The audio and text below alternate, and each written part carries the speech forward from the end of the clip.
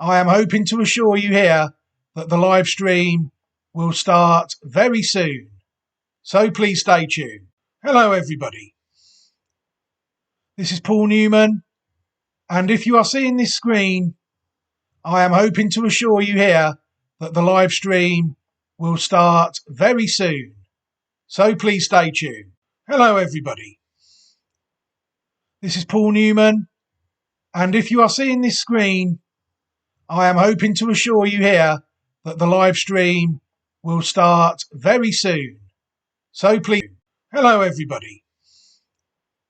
This is Paul Newman, and if you are seeing this screen, I am hoping to assure you here that the live stream will start very soon. So please stay tuned. Hello everybody. This is Paul Newman, and if you are seeing this screen, I am hoping to assure you here that the live stream will start very soon. So please stay tuned. Hello everybody. This is Paul Newman, and if you are seeing this screen, I am hoping to assure you here that the live stream will start very soon. So please stay tuned. Hello everybody. This is Paul Newman, and if you are seeing this screen, I am hoping to assure you here that the live stream will start very soon. So please stay tuned. Hello everybody. This is Paul Newman, and if you are seeing this screen, I am hoping to assure you here that the live stream will start very soon. So please stay tuned. Hello everybody. This is Paul Newman, and if you are seeing this screen, I am hoping to assure you here that the live stream will start very soon. So please stay tuned. Hello everybody. This is Paul Newman, and if you are seeing this screen, I am hoping to assure you here that the live stream will start very soon. So please stay tuned. Hello everybody. This is Paul Newman, and if you are seeing this screen, I am hoping to assure you here that the live stream will start very soon. So please stay tuned. Hello everybody, and welcome to some more Reprieve Media CIC audio here on what is day 4, the final day of the 2024 Cheltenham Festival. My name is Paul Newman. I am the Director and Secretary of Reprieve Media CIC. We're going to start the preview today on this channel just after 10 a.m. UK time. But before that, what I've got for you is I've got an edition of Double Handful Gold from the Double Handful archives to play out for you here. It is all the way back from 2018, and it is a look at the champion hurdle of the Cheltenham Festival that year in 2018. So I will put the introduction screen up quickly. Actually, I don't think I need to do that this time. I think I will be able to just start the edition of Double Handful Gold, which I will do now. I hope you enjoy it, everybody. And don't forget the playlist will be back on at around the preview, will start at what is just after 10 a.m. Right, so moving on now to what I think so far. I've only looked at 2 days' cards though. People need to remember that. But this, without a doubt, is the best race I've seen at Cheltenham Festival for a long, long time. There is some serious horses in here, without any shadow of a doubt. If you look at the Cheltenham Festival form of these horses, there is a lot of good, solid form in this race. It is a hot renewal of the champion hurdle, Steve. It's fair to say that. Yeah, it's a very hot renewal.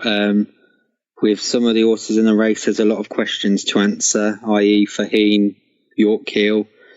You've got Bouvedere, the hot favourite that's done nothing wrong, mighty impressive. However, in lesser competition this year, It's certainly going to be an exciting race. Bouverdare's my fancy. He's been my strong fancy all year round. Oh yeah, definitely. On what you've seen with your own eyes, that horse, you can always tell with Geraghty when he's on a good horse because he rides it with so much confidence and he knows what he's got there without any shadow of a doubt, doesn't he? Yeah, he, as you say, rides with that confidence. He'll ride the horse very quietly. He'll a fast gallop will suit. He'll try and switch him off, and he'll just try and latch onto the heels of Faheen approaching the second last, and he'll go from there really. But like, it's going to be a fascinating race because obviously Faheen's been a tremendous horse over the years. I can't wait for it. It's brilliant. It's going to be fantastic. Whoever wins is going to prove to be. There's a story there with whoever wins, really. I think if I'm expecting really it to be a race where anything could happen, really, because like you say, there is so many questions to answer about some of the principal players. Even you could say the favourite has got questions to answer because the trainer has come out and said we would have preferred our horse to have been tested more, and we feel that he may be a bit complacent. Can horses be complacent? He seemed to think that was an issue with Bouverdare, didn't he? Yeah, I think it all come down really to them saying Bouverdare's kind of stuffy horse that needs a lot of work, and I think they were basically saying that his last run in the Contenders Hurdle was when he beat John it was Constable. too easy. That's right. John Constable ran well, but Bouverdare, they were saying it was too easy. He hadn't really had a gallop, and I think they're just saying that maybe it'd have been better if he just had a little bit more of a test in the build up to Cheltenham. That said, last season his build up to Cheltenham was far from ideal. Yeah, they went chasing, switched from fences back to. Yeah, he did. He switched from and then come back fences back to hurdles. So I think if there was ever a bad campaign, it might have been last year. So I wouldn't look too much into it, but I can see where they're coming from. But I'm pretty sure tomorrow they'll have Bouverdare really ready to run a big race. I'll be massively surprised if he gets beat. It's a good race. There's a lot of question marks. Good confident talk from you there, sir. Just exactly what this show should be about. You're not staking your reputation on the horse, but your reputation will never be in doubt with me personally. But you fancy this horse, don't you? Oh yeah, I massively fancy this horse. I think there's so many pluses for this horse tomorrow. The ground, he's in form. He's had no setbacks. I just feel everything's in his favour tomorrow. Whereas Horsey, they've probably had their best day. Yorkill's had a bit of a disappointing season. Mellon wasn't great last time, so there's a lot of others that have got question marks to answer. Whereas Bouverdare, for me, he's the horse in form. He's the one with the star quality. The races he's had this year, I've seen every single one of them. And I can honestly say that I don't think he's had a race all season, the old boy. He just makes it look so easy, doesn't he? If he wins like that tomorrow, then fair play to him. Yeah, I must say you're right. I don't think he has had a race. Even at Kempton at Christmas and the Christmas Hurdle. That was even more of a joke than the race against John Constable, that was. It was. It was any competition. John Constable would have won that race, like Bouverdare did. Yeah, it was only briefly between the second last and the last where Geraghty got the revs up a little bit.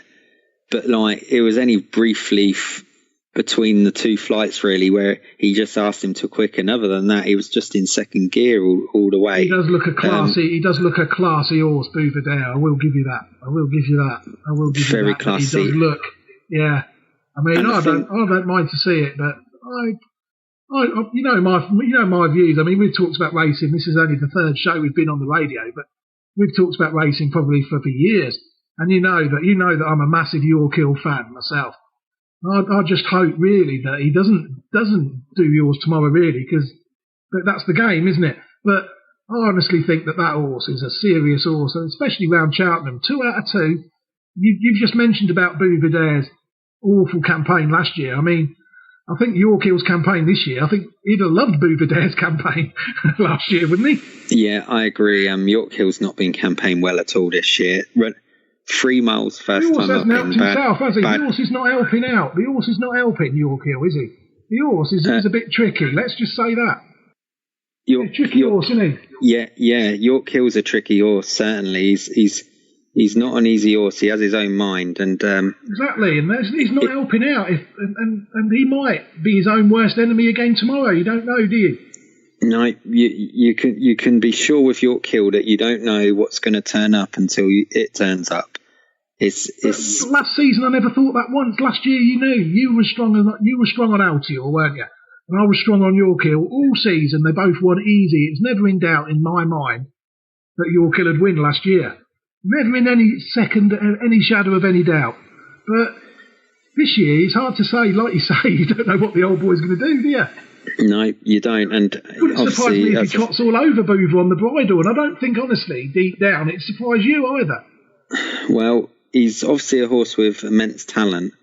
He hasn't had what they say about him.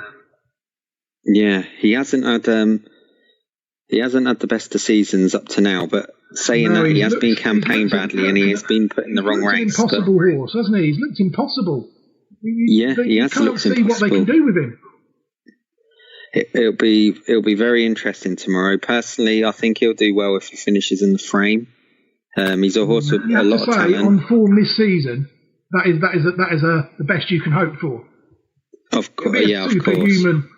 It'll be a superhuman performance, really, for that horse to win tomorrow on the campaign he's had this year. And you just feel that he's in the race as an afterthought anyway, don't you? Yeah. I'd say. I'd like to have seen a little run over hurdles before he goes for it or something, just so you can see that the horse is at least showing something. Yeah. But what he's shown this year, you cannot back him with any confidence whatsoever, can you? No, you can't. As you say, he's shown nothing this year, and I think they're going into the Champion Hurdle with more hope than expectation. But we're going to find out tomorrow. Yes, we are, mate, and I for one can't wait. I mean, do you think my 10 or yours could get a place again? Surely, couldn't he finishes second every year? It'd be foolish for us to ignore him, wouldn't it? It would be, and he's been a tremendous servant to the game. He's come second in 3 Champion Hurdles, so he's been a tremendous horse.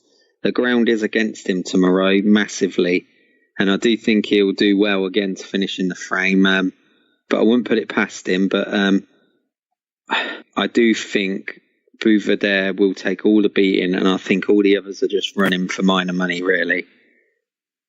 I love it. Fighting talk again there from Mr. Allpress. Jolly good. We have to talk really about Faugheen. I mean, we're both of the same opinion, really, I think, unfortunately, that we are witnessing the demise of a once great horse. Not in a literal sense, but I think it is fair to say that his form is on the decline. He's missed so much time through injury and been so much time off the track. And I think age is getting the best of him. I feel as though he'll run a good, honest, solid race at best. I don't know what you think of Faugheen. Yep, I've been a huge fan of Faugheen over the years. A tremendous achievements, winning the Neptune and the Champion Hurdle and the Irish Champion Hurdles, obviously. But like you, I feel Faugheen's at his best day. I think the injuries have played their part, and I feel we will not see a Faugheen that we've seen in recent years again. It's a shame. Again, I think Connections are running tomorrow more hopeful than confident, as you would be, and they're just hoping that they'll find the old spark tomorrow. But for me, Faugheen will run a good race if he manages to finish in 3, because his runs certainly his run 2 runs ago was massively disappointing, and his last run wasn't anywhere near what he's shown previously. So he's got a lot of ground to make up with Bouvier, and I just cannot see him laying a glove on him tomorrow. It's a massive shame in a way, because we love seeing true champions come back and win, but I just don't think we'll have the fairy tale ending tomorrow with Faugheen, I'm afraid. But he's been a great horse, and I think a lot of people tomorrow will be excited to see him have one last crack. Let's hope so, mate. Let's hope so, because it'd be nice to see. I mean, I've looked at the race. I've done the maths there. You've said that you don't think Faugheen, my 10 or yours, or York Hill will finish in the first 3. So who do you see the main dangers to Bouvedere then, or the others in the race that you like? Personally, I don't feel there is a danger to Bouvedere. Obviously, he's got to turn up and run his race to win. Fighting talk again there. However, with as far as like the place that the places to be filled, I think they're wide open. I'm not saying Faheen or Yorkhill can't finish in the first three, because they're there to be taken, but I just feel the others are running for second and third. Personally, I'd put Mellon in there to finish in 3. I think they'd have a worthy each way chance. It's difficult to say really, because there's a lot of horses with question marks. Because you're so strong on the favourite really as well. That don't help, does it, when you're looking at horses?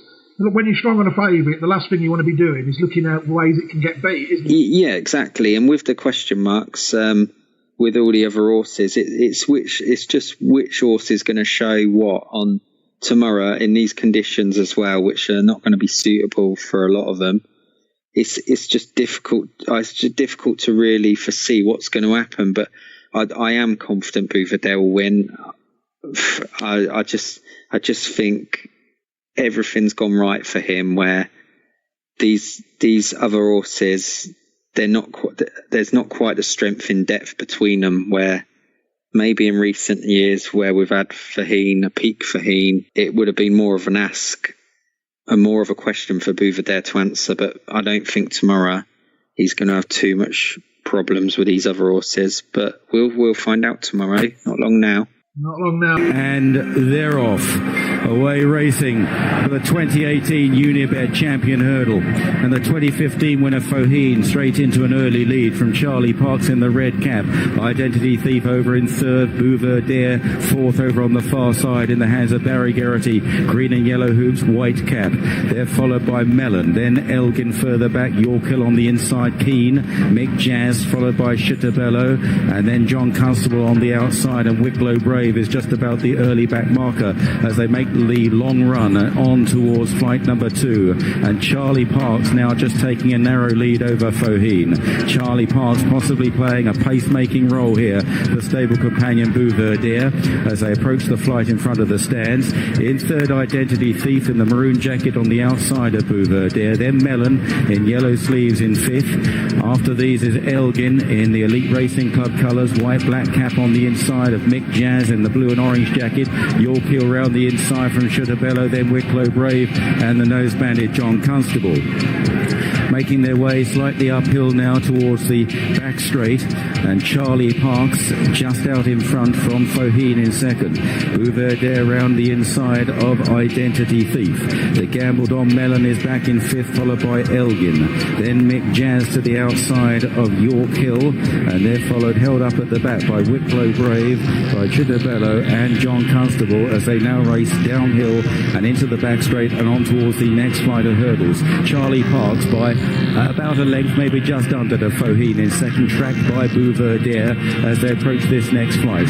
They take it quickly from Identity Thief and Mellon over in 4th and 5th, and then Elgin back in 6th place from Mick Jazz, and then towards the rear still Yorkhill and John Constable and Wicklow Brave as they head on towards the next flight of hurdles. They're getting a little bit spread out. The pace appears to have lifted, and Charlie Parks is pressing on with Faheen. They are 3 lengths clear of Bouvedere in third, then Identity Thief and Mellon, followed by Mick Jazz on the outside. A slight mistake there from Faheen in second place, and dropped off Charlie Parks, a good 4 or 5 lengths off the leader now, and Bouvedere is within a length and a half of Faheen in third place.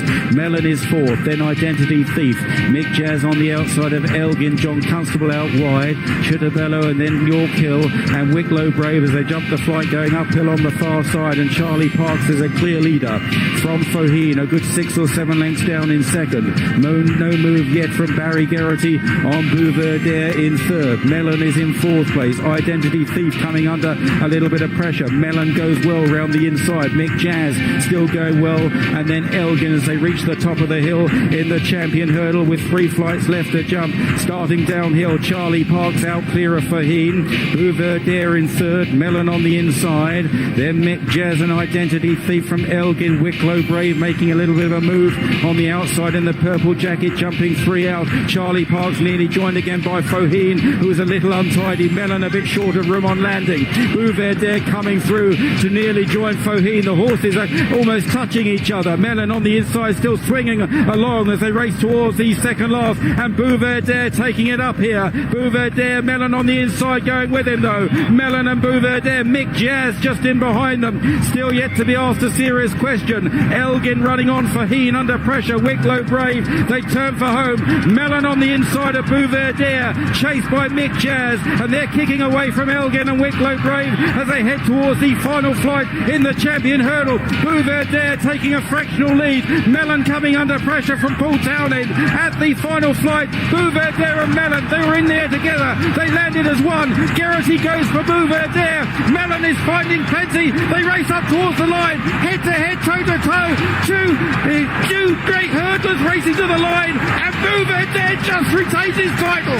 Bouverdere just from Mellon. Then Mick Jazz back in third, and Identity Thief back in fourth. Smooth as silk last year, he's had to tough it out this time, but he becomes the first horse since Hardy Eustace to win back-to-back champion hurdles, a seventh win in this race for Nicky Henderson. More success in this for JP McManus, and Barry Geraghty, who rode Jeski to win this race for the same owner, wins this year. Last year he was on Yanworth. He had to watch as Noel Feely steered Bouverdere to victory. Not so this time, but at the last it looked as though Mellon might have his measure. Mellon, the talk of the town in 2017, unconsidered this time, has run his personal best, and how he has pushed Bouverdere all the way. And Mick Jazz it was who came home in third. He's done it again, but he needed every bit of guts and tenacity to do so this time, Steve. He did, and Mellon not helped by his stable companion, 3 out when he tried to cut the inside of 4. He got slightly impeded. Yeah, we haven't seen the brilliance, if you like, of Bouverdere today, but we've seen the guts. He's had to find plenty up the running, and he found a lot. So, you know, you can't say it's a vintage performance by the winner. It's a very, very gutsy performance, and whatever ailed Mellon last time out, this is much more the one we saw in the International and the one who ran the Supreme last year. That is a better version. Hello, everybody, and welcome back to the Reprieve Media CIC audio here on day 4 of the 2024 Cheltenham Festival, the blue ribbon day of the festival, featuring the Cheltenham Gold Cup. Right, we had a few frame rate problems at the start of that stream, so as a consequence, we are a minute or so behind the timings that I was hoping. All I can do is give an apology for that, and I will put the introduction screen up now to allow me to load today's preview in, and then we will crack on. Hello, everybody.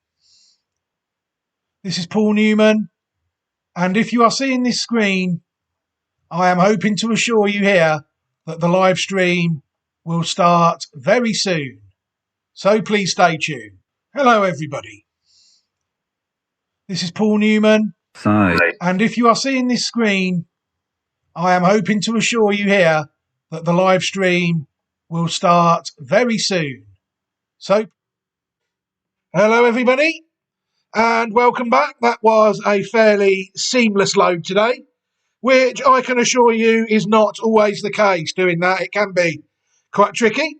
So what I will do now is I will start the 4th day preview of the 2024 Cheltenham Festival, hosted by myself, the Director and Secretary of Reprieve Media CIC, and my good friend, co-host and colleague on the day, Steve Allpress.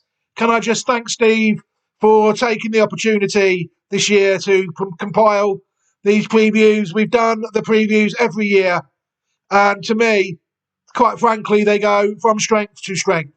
Right, 2024 Cheltenham, day 4, Gold Cup day. Here we go.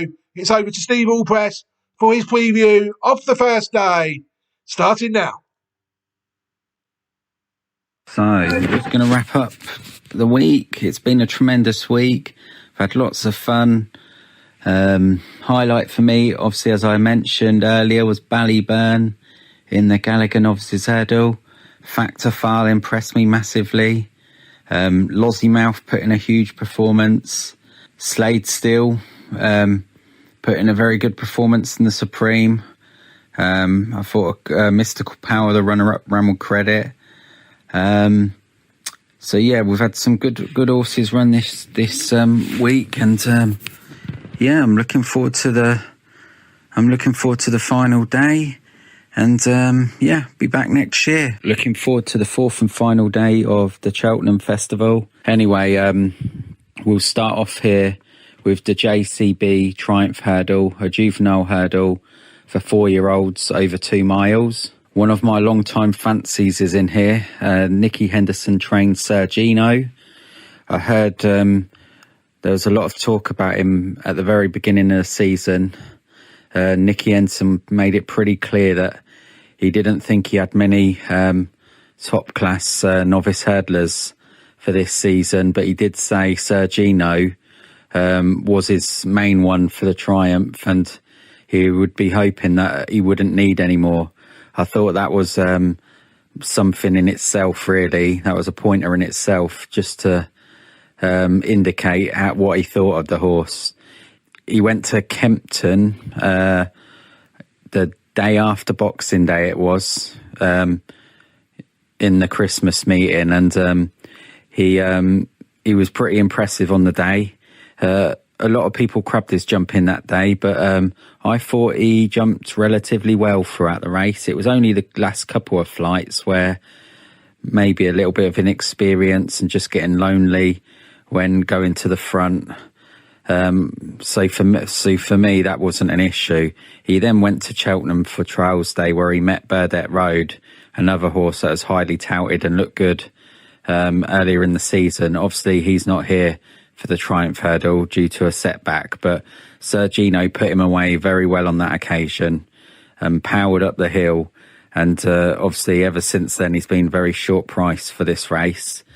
Obviously, there's been a massive cloud over the Nicky Henderson stable in recent weeks, even more so this week. His horses, as a whole, have run really poorly. Only really Lucia has ran a proper race, and all his others have been very disappointing. As a result, there's Nicky Henderson's even pulled out several of his horses already throughout this week, the likes of John Bon, Shishkin, just to name 2 of them. So it's anyone's guess what Sergino's going to turn up. Hopefully he won't be effective and he can bring his A game, but it is a big question mark. As where I was confident a couple of weeks ago, I have started to get a little bit edgy over him now. I'm just, if the stable's not firing, the stable's not firing. If it could have an impact, it really can. You're not going to know until he runs, but obviously you're either with him or you're not. But based on what I saw earlier in the season at Kempton and Cheltenham, he's definitely the one to beat in this race. Whether he goes on and wins or not, who knows? But he's a good horse, and whatever happens here in the Triumph Hurdle, I'm sure he's one to keep on side going forward into next season, where he could potentially be going novice chasing. We'll just have to wait and see how it pans out. But Sergino, terrific chance if he's fit and well. Of the others, obviously, Willie Mullins is multi-handed in here. He's got the likes of Cargeese that won at DRF. Nice mare. She was very impressive that day. Travelled smoothly, quickened well.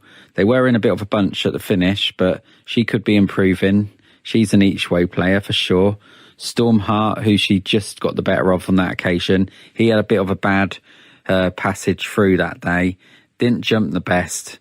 Was wide on the outside throughout, and I don't think there's too much between the 2 of those. Him and her pretty similar. You could put a blanket over a few of these.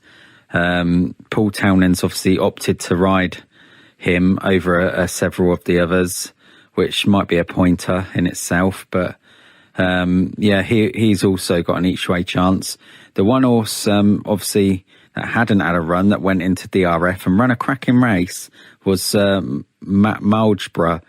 And that's the mount of Mark Walsh, again, for Willie Mullins. That horse was, they that horse was on the front end of the race for quite a lot of the way, and he kept battling on well. And he's a big horse that could be future chaser himself, but he's one that could run a big race. Big talking horse in the race, not been seen this season, straight into the Triumph. Salvatore Mundi, second to Sergino in France, come over with a big reputation, but yet to be seen.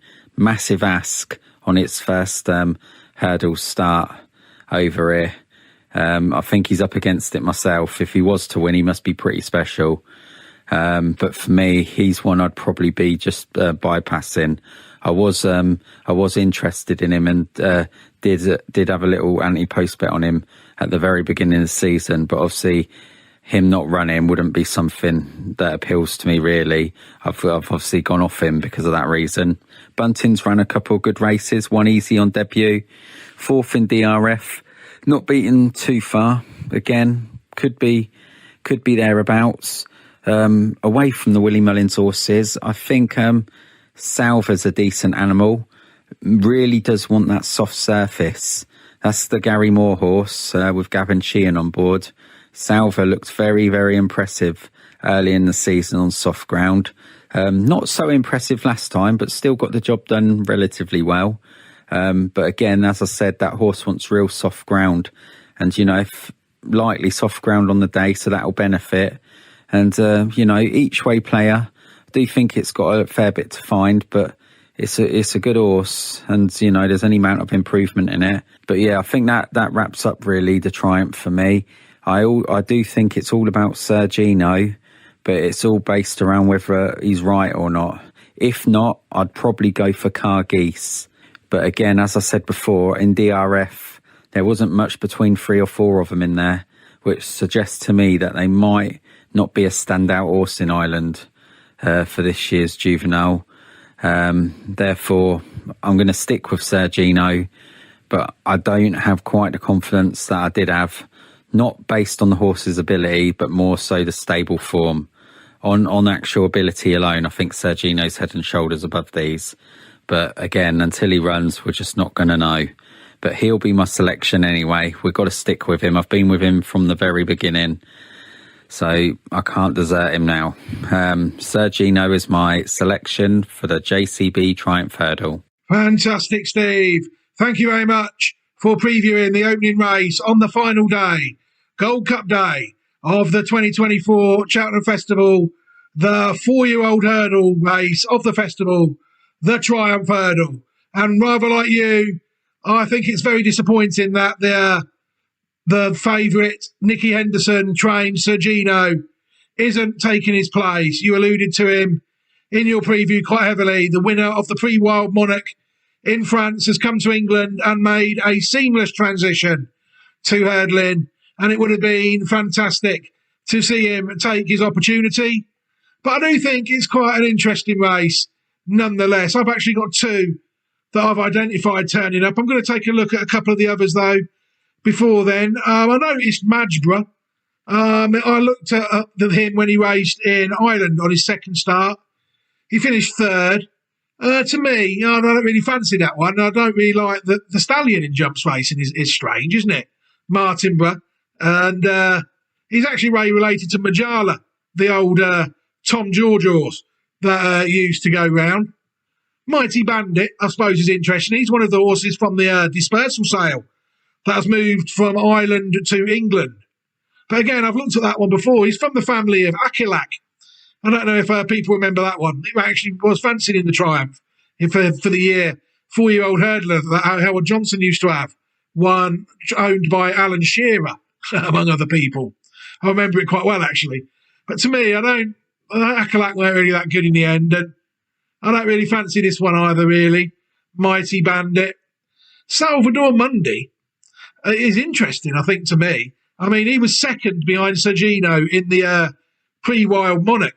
A very interesting horse, I think. Obviously, in his first run in English company, and it'll be asking a lot, I think. But the form is there, isn't it? He's just had no runs to acclimatise to the English style of racing. But there are horses that have. in the pedigree that are quite closely related to him that have raced in England in the past. Unique, Alan King's horse, was rated 147 at her best. And she's bred a horse called the Friday Man, trained by Gordon Elliott. That's rated 140. Sanglot as well was 133, trained by Owen Griffin. So there is some that have raced in England in the past. There would be worse. It's a bit like when Pete Dory came to England. He went straight for the Triumph on his first start. And me and Steve had a similar conversation. Steve was right on that day. Pete Dory was well and truly stuffed. But he's acclimatised well, the horse. Pete Dory in the end, isn't he? And now look at him thriving. So it can be done. It might just need a bit more time with Salvador Mundi. Storm Heart. Well, if you fancy Sergino, I remember saying at the time, Storm Heart is from the same dam line as Sergino. So maybe you're not looking at these horses as closely as possible if you're all over Sergino and you've missed Storm Heart. To me, that one has to enter equations as well. The two I've identified, the first one, I'm a bit disappointed it's turned up, really. Peking Opera. To me, that would probably be the outsider of the lot. It's from the family of US Navy flag, I think. The Stallion. And to me, he had a heavy fall last time out in the Adonis Hurdle. It really did. I really did think it had a tough, crunching fall. It was well beat that day behind Khalif de Burley. No, it's from the family of Air Force Blue, sorry. Not US Navy flag. The family of Air Force Blue. To me, I'm disappointed that he's turned up. He obviously has got it all to do on the form. He's actually rated higher on the flat than he is over hurdles at the moment, which isn't really what you want heading into this sort of race. But to me, he takes his chance for connections, and the same connections are also responsible for the other horse I've identified in the race, Salva. I think this one goes there with a very live chance. He won the Grade 2 very well at Chepstow. And although he did take a drop in class last time, that really could have stagnated the horse's performance. I think, like Steve said, the horse will like the ground. And he's related to Saudia, among other horses. I did a video on his pedigree that people might want to check out on the channel for a more in-depth look at it. But he's definitely related to Saudia, the Willie Mullins horse that was going round quite well as a 4-year-old hurdler and throughout his career in Grade 1 hurdles. But to me, it's a shame Sergino's not running. Carjess, I don't really fancy that one. I remember looking at that one as well in the race in Ireland, before we race in Ireland, and there wasn't really enough on the dam side for me. I didn't fancy it. I didn't like it. So make of that what you will. But to me, if I've got to have a selection in the race, my selection in the race will have to be Salva. Each way, I suppose, at the price. But if he was to win, I wouldn't be surprised because he is a nice horse. And there's some in there that's flatter to deceive, I think, without the favourite. I think without the favourite in there, there's no outstanding candidate. And it will be a very interesting race, I think, the Triumph Hurdle. Right, I'm going to hand you back over to Steve now, who's going to take a look at the 3-mile novice hurdle on the day, the Albert Bartlett novices hurdle. Steve, it's over to you, sir. On to the Albert Bartlett novices hurdle, a Grade 1 over 3 miles. So historically, I've not had the best of records in this race. So anyone listening or looking to follow my selections throughout the week, just bear in mind that for some reason, I just do not tend to ever get the winner of this race. It's strange, really, because I always tend to back these horses that are quite lightly raced, that look to have that touch of class about them. Yet it doesn't really pan out that way.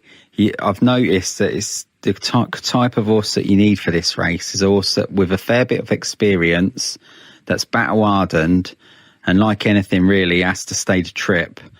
And just usually I go for these horses that's had like a couple of runs, that's bolted up somewhere, and looks like it could outclass the opposition, but it doesn't ever tend to pan out that way. So yeah, just bear that in mind. I have a terrible record in this. But anyway, I'll go on to the race and just have from my point of view and say what I see. So there's several horses in here, certainly from the UK, which have bypassed the Gallagher Novices Hurdle in favour of this, purely probably down to Ballyburn turning up in the Gallagher and obviously winning. So I can see why horses avoided him. Those horses are the likes of Captain Teague for Paul Nicholls, Gidley Park for Harry Fry. So those two horses for me are probably 2.5 mile horses, but they're stepping up here to 3 miles. So obviously there's a bit of a question mark over the trip on both of them, but they might well get it because they do look like potential staying types. Gidley Park for me has got that real class look about it, big strong horse.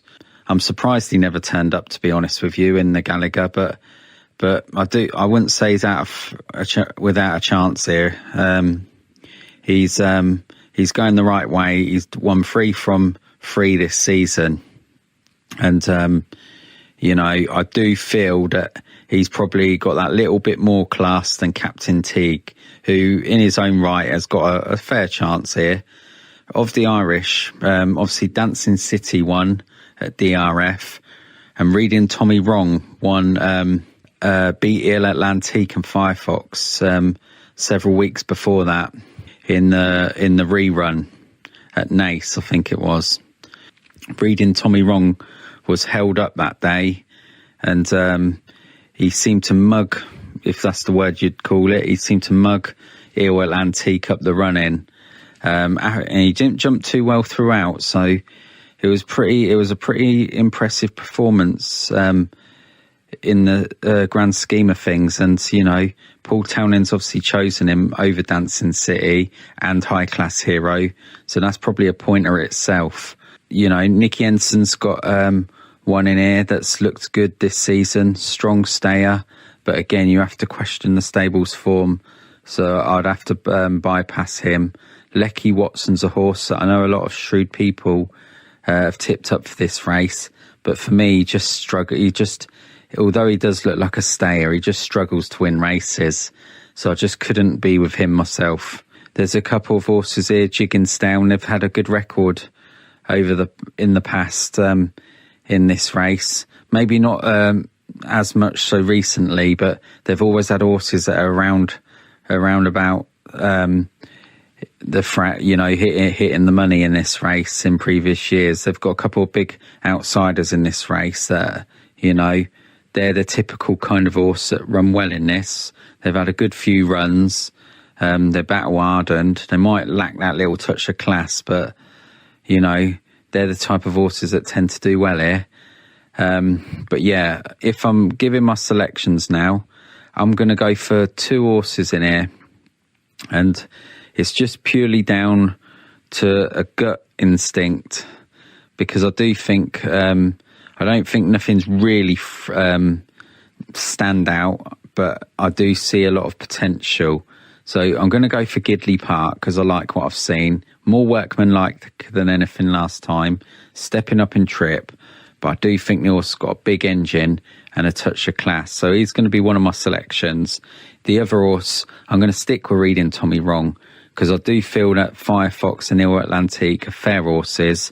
They have obviously, Il Atlantique ran a bit disappointing in the Gallagher Novice Hurdle, and Firefox ran okay in the Supreme. He was placed, but Reading Tommy Wrong obviously beat those two, and the Supreme and the Gallagher were stronger races than this, so obviously he's going to go there with a big chance. So yeah, those are my 2 selections for this race, because I do feel I need 2. I could possibly need 3 or 4, but I'm going to stick with those 2 anyway. Reading Tommy Wrong and Gidley Park for the Albert Bartlett Novices Hurdle.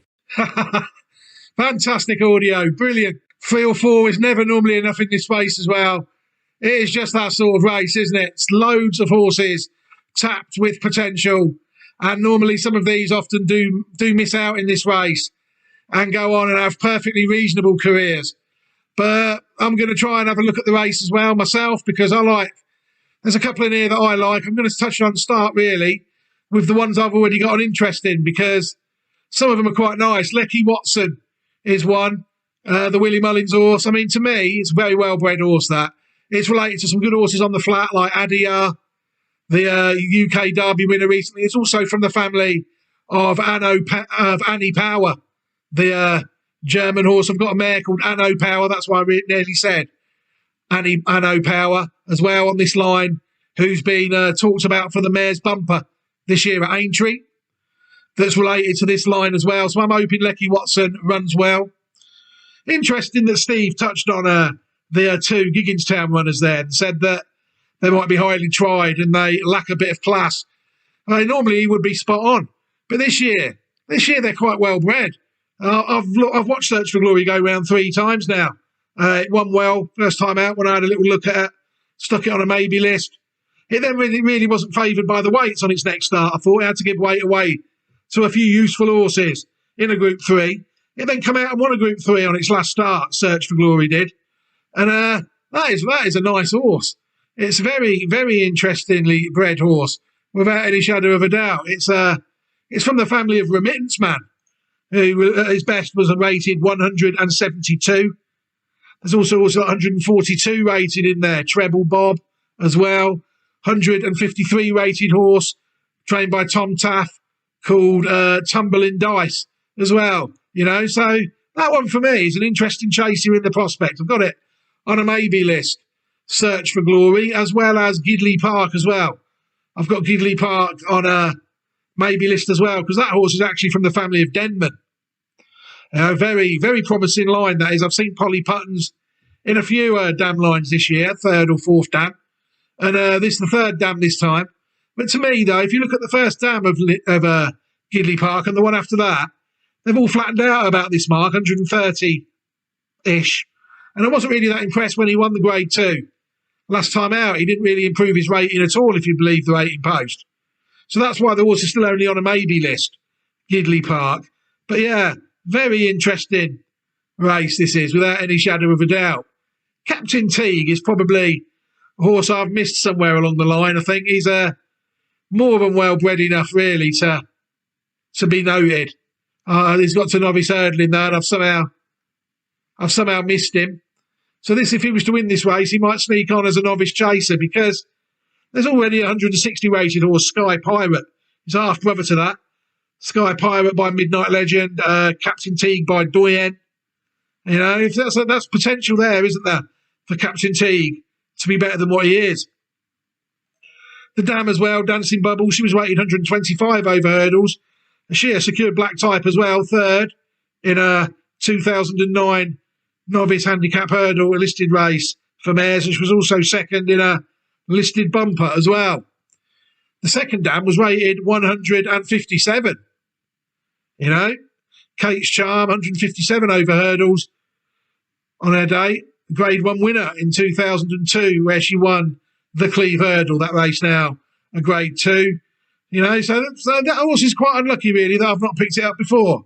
I've had a little look at it today and I thought, yeah, not a bad horse, Captain Teague, on his day, to be fair to him. And if he was to win this race, I'd probably have to include him, unless he went to Aintree and got beat, did a stay-away fade. But yeah, interesting horse, Captain Teague. Of the others that I took a look at, really, I've looked at Johnny Who before. I wasn't really that impressed with that, like the stallion of it. So that's one that I'm sceptical of, really, in that race as well. Stellar Stories related to the storyteller. So again, that was a Grade 1 horse, wasn't it? At its best, rated 165. You know, so again, Steve was right to touch on the Gigginstown horses this year, I think, because they are very nice horses as well. Very nice. But I'd have to stick with the one I've identified, Lecky Watson, in this race, I think. But Gidley Park, and I like the prices of all 3 of mine, to be honest. It's a sort of race I could easily chance a few in, as Steve is going to. So I probably will as well. We'll throw a few darts at the board in the 250 by the look of things between us. Right, it's time now for the feature race of the day. The blue ribbon event of the whole festival that anybody's control, really, apart from the chosen few at the top. We just have to react and do the best we can. I think Steve's done a fantastic job this week. So, Steve, I'm going to let you hand over the baton to you again, sir. And this is Steve Allpress's preview of the 2024 Cheltenham Gold Cup. So, on to the feature race on the final day of the festival, which is the Boodles Cheltenham Gold Cup, a Grade 1 over 3 miles, 2.5 furlongs. I'll start off with the current champion, Galopin de Champ. He's been to Cheltenham on 3 occasions, 2 of which he was victorious. And the other one, obviously, he come down at the final fence when he had the race at his mercy in the Turners against Bob Ollinger a couple of years ago. I think many will remember that one, unfortunately. Obviously, last year, he stepped up in trip and went to the Gold Cup. He was very impressive, put in a huge performance on that day. Both he and Braveman's Game, to be fair, put in massive performances. And, hopefully we'll see something pretty similar in this year's Gold Cup. Since the Cheltenham Gold Cup, Galloping de Champs, he was turned over by Fast or Slow, who's also in this year's Gold Cup. And earlier on this season, he was also turned over by Fast or Slow. He did get redemption over him, though, at DRF, although I don't think Fast or Slow Connections will be too disappointed with the run on that occasion. They might see it as he might have lost the battle, but they haven't lost the war. Well, not yet anyway. Galloping de Champs, though, after the defeat earlier in the season, he then ran at Christmas time against Jerry Colomb at Leopardstown. Very impressive. One of the best staying performances I've seen for a long time. And then obviously, as I mentioned, he went to DRS Slow in a small field. Both horses ran to credit. Galloping de Champs just got the better of him. I think he was just a little bit more race fit on the day. It'll be very interesting between the two of them this time, because although I would side with Galloping de Champs slightly, ever so slightly, I do think Fast or Slow's a big player. I think he's the one horse in the race that's capable of beating Galloping de Champs if Galloping de Champs isn't at its very, very best. The likes of Jerry Colomb, Braveman's Game, they're good horses in their own right, but I just feel they're a little bit below these two. Braveman's Game's obviously had a bit of a, I don't know if I'd say hit and miss season, but he's had a bit of a disappointing season. He's been second on 3 occasions. He was, he ran a good race first time up when he was second to Gentleman's Game. He obviously needed to run on that occasion. They then ran him too quickly for my liking. They went back to Haydock for the Betfair Chase. Very, very bad move, in my opinion. I just feel he's a better horse when he's run fresh, and he wasn't fresh on that occasion. And although he was second again, he didn't have the same spark about him. He didn't travel the same. He then had a few weeks break before the King George, where he ran with credit, he ran well, but again, he wasn't the same Braveman's Game that we saw in the King George last year. I do think now he's had that long break again, that'll be key to him. But once again, I think it's going to be a tall order to lower the colours of Galloping de Champs, and with Fast or Slow in there as well this year, it just could be that little bit more difficult for him.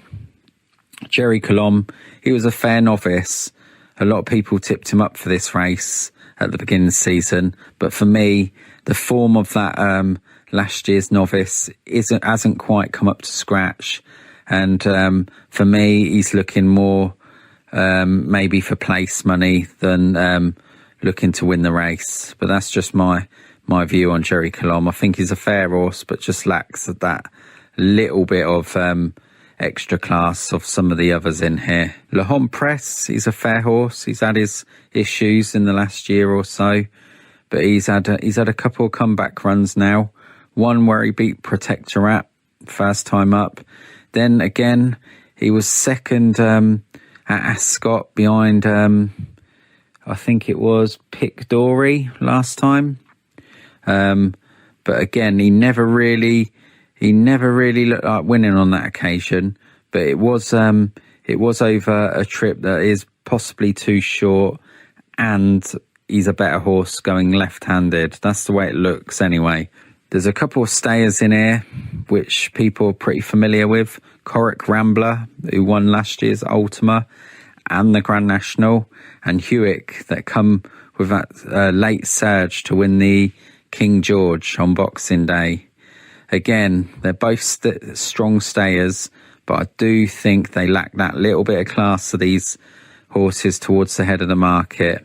So I'm gonna keep it nice, short and sweet. But I think it comes down to a match between Galopin Des Champs or Fast or Slow. I really do think it's going to be what horse turns up A1 on the day, because I do think, as much as I do think Galopin Des Champs is slightly the better horse when at his best, I do think the difference in price is a little bit too wide between them. Although, based on the run we've seen from Galopin Des Champs around Christmas time, I can clearly understand why he's as short as he is. I backed him for this race straight after last year's Gold Cup, thinking he was a certainty. Now I'm looking at it, I purely do believe he's only got one rival really to turn over, and that's Fast or Slow from the Martin Brazil stable. I think it's a very good horse. It'll be a very interesting race, the Gold Cup. I'm looking forward to it. But yep, I'm going to go for Galopin Des Champs, slightly over Fast or Slow, but I would not be surprised if it was the other way round. So yeah, that's my view anyway on the Gold Cup. Thank you very much, Steve, for the preview of the Blue Ribbon event this year on the last day of the 2024 Cheltenham Festival, the Gold Cup. And absolutely thrilling racing prospects. It's always a fantastic spectacle. We've got a warm order this year in the shape of last year's winner, Galopin Des Champs, and he surely looks a tough nut to crack. Me personally, I was looking forward to Shishkin taking his chance in this race, but unfortunately, that's, along with many other Nicky Henderson trained horses, isn't allowed to happen. So for me, that's definitely taken the edge off the race for me again. But Fast or Slow, I'm sure, will prove a tough nut to crack. He's beaten Galopin Des Champs twice in Ireland, as Steve has already touched on, and the form. And I have actually identified Fast or Slow as a 4-year-old or a 3-year-old chaser in France. He was a very well-bred horse. I noticed him. He was one of the ones I first noticed on a Reprieve Media CIC racing in the jumps in that year in France. The dam was actually rated 142 herself over hurdle. She was no mug herself at all. She was finished third in a Grade 3 in 2008, where she secured that rating.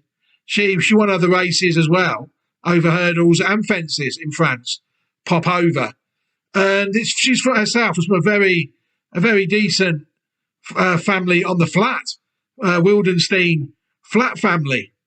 You know, she was rated 142, but she's rated to 116 rated horse on the flat called Prairie Star, 114 rated dam on the flat called Pacific Rim. You know, these horses are decent flat horses. You know, it's no surprise to me as a 3-year-old that this horse was winning races over obstacles. No surprise to me whatsoever. I mean, I'm looking at the form of Prairie Star now. He won a Group 3 in 2010. The Prix de la Conde, he was third in the Group 1. Criterium de Saint-Cloud, he was second. He won the Group 2 Prix d'Arcart of 2011. You know, this is a Fast or Slow. Certainly not slow, is he? Looking at the form of him and the pedigree of him. No surprise to me that he's doing what he's doing. Pacific Rim was the other one I was mentioning that was rated 114 and only 4 starts, according to the Racing Post, winner of the Group 2 Prix de Maire of 2013. Yeah, so there's only got 4 recorded runs on the Racing Post. Poussin was rated higher than all of them, rated 121 on the flat. He was second in a Prix Saint-Hilary. A Prix d'Espagne, a Group 1 race, you know, on the flat. Group 1 flat pedigree this horse has got, Fast or Slow, and that's why I was always sort of chanced it. It's been very rewarding for people who have chanced it in the past. Can it be rewarding again on the biggest day of all, the Gold Cup day? Of the rest, we've got Brave Man's Game, who just hasn't won now. I'm looking at in 5 starts at least. He's pay your money and take your chance. With the Paul Nicholls trained runner, Correct Rambler, last year's Grand National winner, to me, will always lack a little bit of class for this race, but it seems a good, honest horse who seems sure to give his run in. the King George runner, Hewick, the King George winner, Hewick. He is unfortunately another non-runner, from this time from the Shark Hanlon Yard. The 2 Rabcore horses, Gentleman's Game and Jerry Colombe. I don't really fancy either of them two, if I'm honest. Allpress, he's had his form boosted today. We sit here at around 5:15 on the Wednesday with Protectorat winning earlier. Allpress defeated Protectorat earlier this season. I think Allpress probably would be the best UK hope in this race, I should imagine. Monkfish, the old boy, bounced back with a good win last time out over hurdles. Missed the Stayers hurdle to take up his option in the Gold Cup, age 10. It was just a shame the horse missed that campaign, wasn't it, when the year after he won the Sun Alliance chase, where he was a superb horse then, wasn't he? Nassalam looks to be using this as a prep run for the Grand National. Hugely impressive Welsh National winner. And the real whacker to me looks a bit out of his depth, unfortunately. The Patrick Neville train runner. But to me, it's an interesting race without any shadow of a doubt. And I'm just looking purely at the odds and the form. My selection in the race will be fast or slow. I mean, it's looking like really the best people could hope for if they were to back the horse each way was to get their money back. That to me in a race like this is never a bad option. He's got a shot at a victory, and if the horse gets a place, then he should go off at a fifth of the odds, 5-1. If he goes off a bit short than that, then your odds on a place, which I don't really like doing. But to me, the favourite will be a formidable nut to crack on the day, I think, Galopin de Champ. But like I said yesterday, if they're smaller than 2-1, then people really, really, in my view, should never get involved. Now that was proved today, really, with the downfall of brighter days ahead in the Mares Novice Hurdle, wasn't it, earlier today? Fascinating racing prospect, the Gold Cup, as always. Right, we're going to preview one more race, I think. We're going to take a look at the Mares Chase, open race for mares over 2 mile 4 furlongs, Grade 2. I'm going to hand you over now to Steve Allpress, who is going to preview the Grade 2 Mares Chase at the Cheltenham Festival. Steve, it's over to you. So, I'm going to go now to the Mrs. Paddy Power Mares Chase, a Grade 2 over 2.5 miles. So, I'll start with the Willie Mullins horse with Paul Townend on board. She was runner-up in last year's race, Allegory Devassi. So, Allegory Devassi, she's had 3 runs this season. I actually think the last run was her best of this season anyway. On her seasonal reappearance, although she won, I wasn't visually impressed with her. Then next time out, she's been well turned over by Gordon Elliott's mare, Riviere de Tel, who's also in the lineup here. I actually thought that day that Allegory Devassi was finished. She looks to be a horse to me that's a little bit inconsistent, doesn't always show her best, although her form figures do look relatively solid. As I said before, she looked a lot better last time, but I do have this niggling thing in the back of my mind that she can throw in a bad run, and obviously in this race she's going to have to be at her best because there's a couple of fair mares in here against her, one of which is her stable companion Dino Blue, who was beaten herself last year in the Grand Annual, but since then she's gone on and she's gone from strength to strength. She's ran in open company against some really good horses that have been contesting in the Queen Mother Champion Chase, the likes of Captain Guinness, who she's seen off. She's been behind El Fabiolo this season, and she looks a really good horse. She looks like she's improved to me. The only question mark with her is the trip. She's going to be stepping up in trip. I always had this thing last season that Dino Blue did not want to go further than 2 miles. But now when I watch her run, she seems to be seeing out the 2 mile trip a lot stronger than she did last season. So I'm in 2 minds with her. I just can't decide whether I think she'll get it or not, because I do think on ability, I do think she's the best horse in the race. But there is that niggling doubt about the trip for me. So again, until she runs, we're not going to know. Obviously, the yard feel that she's the best horse, and they're quite confident she'll get the trip. So maybe just take that on board, you know. They were right with Lossiemouth earlier in the week. Obviously, she stepped up for the first time and she got the job done well. They could well be the same with Dino Blue. She's a classy horse and she's a worthy favourite. And it's only the trip really that's the question mark. Of the others in here, Limerick Lace, she looked a fair horse this season. Quite impressive last time. Bit of a tail swisher, but, you know, a fair horse, lightly raced. A lot of shrewd people have tipped Bride's Hill in this race. She's won her last 3. Hasn't quite been in the same company as horses like Dino Blue and Allegory de Vassy, but she's a decent horse. And, you know, if there's any chinks in any of the armour of the other horses towards the head of the market, she might be one to pounce. Riviere de Tel, she's a bit of a hit and miss horse for me. She seems to be a horse that's always running in the first 2. She's either first or second. I think she's come second on 4 occasions out of her last 5 starts. A couple of runs ago, or several runs ago, she was very impressive when beating Allegory de Vassy, but she doesn't always show her best. But if she does turn up, she's going to be a player as well for sure. But Riviere de Tel has been a horse that has been a bit of a disappointment when the going gets tough.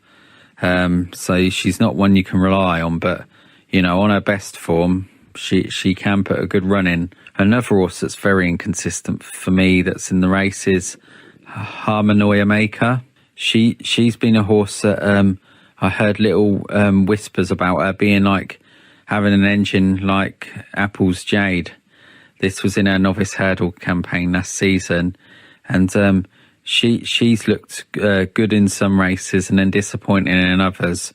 There's been a couple of races this year where she's jumped violently out to her left, so maybe going left-handed might benefit her. But again, it's a long shot, and I think her price 40 to 1 roughly. I think that just indicates kind of what chance she has. So anyway, I'm going to go in here for Dino Blue. I'm going to take the chance that she's going to get the trip, just because I can't trust Allegory de Vassy. I think those are the 2 best mares in the race in terms of ability, but I do think Allegory de Vassy is a little bit unreliable when it comes to the crunch.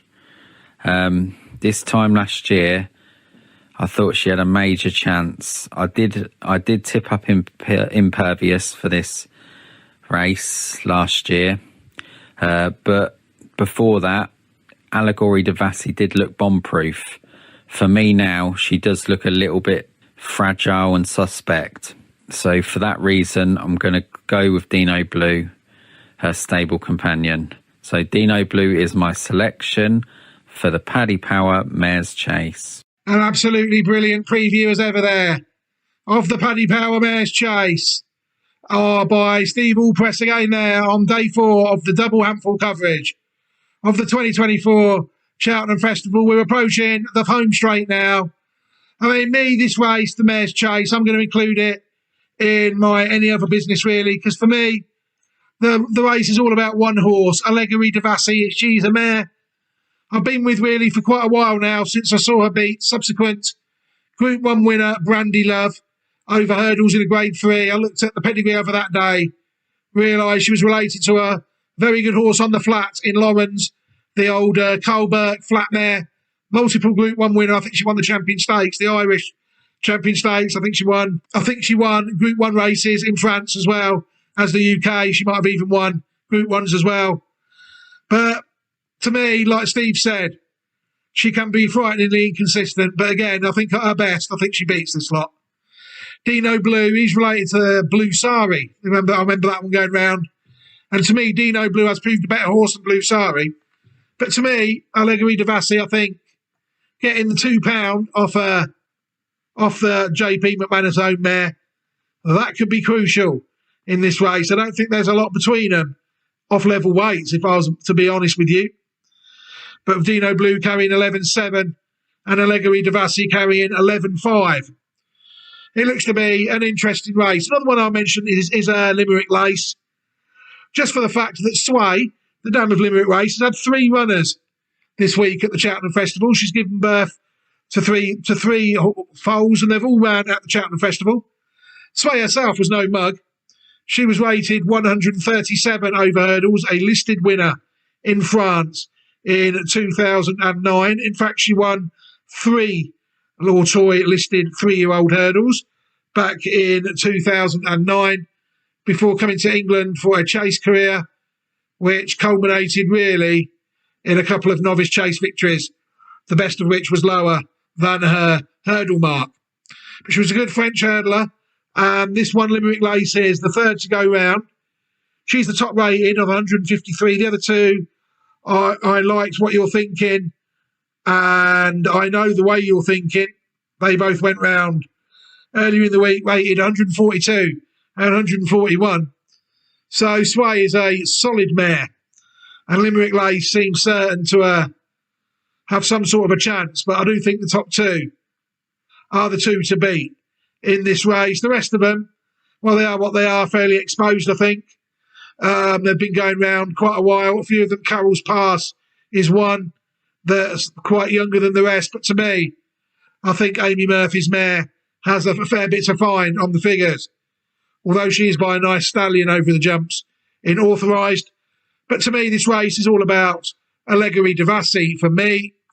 Any other business really only surrounds one horse in the county hurdle this year. King of Kingsfield is the name of the horse, Group 1 horse in a handicap, yeah. It was actually second in the Group 1 Royal Bond Novices Hurdle this season behind Farron Glory. It then came out and beat Mirrors West by 6 lengths. Mirrors West is Fernie Brothers' half-brother, who was well beaten by Fun last week, but came into this hurdle campaign with a high reputation. And this horse, King of Kingsfield, beat it by 6 lengths.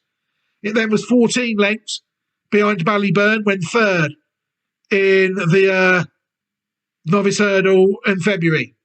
Rating 140 at its best, beaten by 14 lengths, but 7 lengths behind was the Supreme Novices Hurdle winner, Slade Steele. This horse a further 7 lengths behind those 2. And this horse, rather than contest the novice hurdles this year, has gone for the county hurdle at 210. King of Kingsfield. It's a shame I don't think people, again, are going to be able to get on it each way. It's 5-1. So it's looking like really, hopefully it will drift a bit and then people will get a little bit odds against a place. But to me, that would be a very interesting runner in that handicap. King of Kingsfield. That is my only other business for the day, really. So I am done. So what I will do now is hand you back to Steve Allpress for his final batch of selections in this year's double handful coverage on Reprieve Media CIC. Steve, as always, it's been an absolute pleasure to have you. Thank you very much for finding the time to do these previews. It's always very much appreciated. And for your final batch of selections, Steve, it's over to you. So anyway, now it's selection time. I think it's tricky card. And there's nothing that I clearly fancy head and shoulders above anything else on this final day. However, I'm going to continue to give the Napa next best selection and just go on the horses I most fancy for the race, even though I'll be playing a couple of horses per race. My Nap selection will be Galloping de Champ in the Gold Cup. I think it's going to come down to the 2 horses I mentioned, and I'm just hoping that he's on his A game and he can get the job done. So he is my selection, Galloping de Champ for the Gold Cup. It's my Nap. And my next best, although they've got a huge cloud over him of the well-being of him, Sir Gino in the Triumph Hurdle. I was so confident in this horse leading up to Cheltenham. I've gone a little bit cold on him of late, but I am going to stick with him. I'm just hoping that he can swerve the virus or whatever the yard are suffering with, and he can turn up and run to what he ran on trials day. And I think if he performs like that again, I think he'll take all the beating. So my next best selection is Sergino in the Triumph Hurdle. Thank you very much. Thank you very much, Steve, for your selections on this final day. It's just such a shame that for whatever reason the Nicky Henderson horses haven't been allowed to run, and Steve's next best selection, Sergino, will not take his chance in the opening race on the fourth day of the Triumph Hurdle, which means Steve, unfortunately, is down to just one selection, which I will give at the end, just after I've run through mine. Busy day for me tomorrow, especially in the Albert Bartlett. The first race, 1:30 in the Triumph. I've got a chance, Salva. You know, he was one of my top juvenile hurdles. He's unbeaten. He's turned up. And also, unfortunately, Peking Opera has also turned up on the back of a heavy fall when well beaten last time out. Fourth in the Irish Derby, higher rated on the flat than over hurdles. Not what you want heading into a Grade 1 race.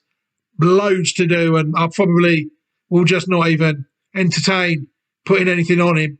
But he is going round. In the 2:10, the County Hurdle, King of Kingsfield, very interesting runner for me. 2:15, Albert Bartlett. Well, I've got 4 that I've got an interest in this race now. I started with 3 and now I've got 4. I've had to add Captain Teague to the list, along with Search for Glory, Gidley Park and Lecky Watson. The only definite at the minute with the video made at the minute with him is Lecky Watson. So the other 3 will need a big performance or a victory.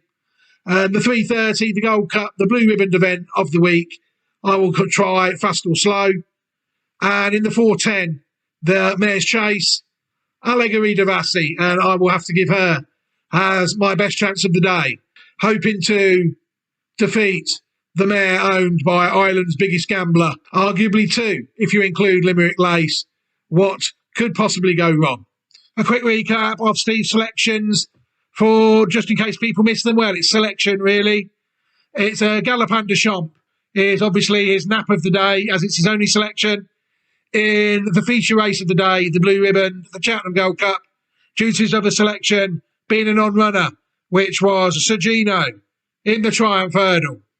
Well, we've got through the week unscathed, I think, everybody. What a fantastic week of horse racing it has been.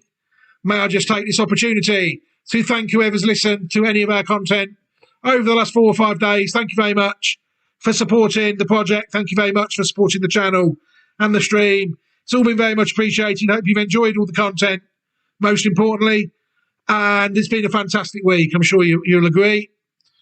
Tinged with a few horses that we would like to have ran and not ran. But that's life. So I'm going to leave it here. Thank you very much, everybody. I'll just, on behalf of Steve Allpress, say thank you very much. And I've been Paul Newman. Thank you very much, everybody, for joining us this week. Have a fantastic day on Gold Cup Day.